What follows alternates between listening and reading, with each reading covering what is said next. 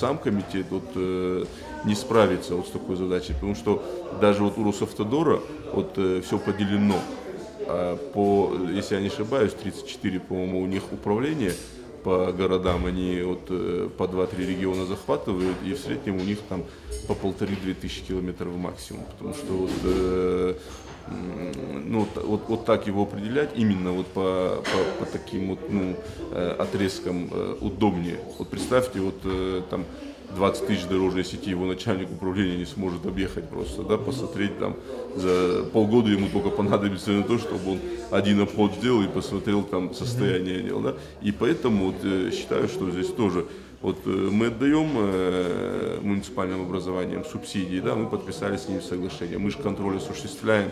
со своей стороны комитет дорожного хозяйства, и считаю этого достаточно, а дальше куда они их распределяют, им виднее, потому что они общаются с населением, они ближе, они на месте, лучше знают.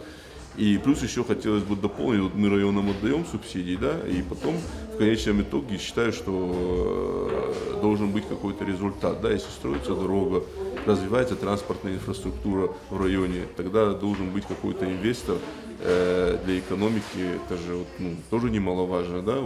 тогда уже руководство района должны стараться над тем, чтобы поднимать экономику в районе, а когда дорог нет, о чем может идти речь?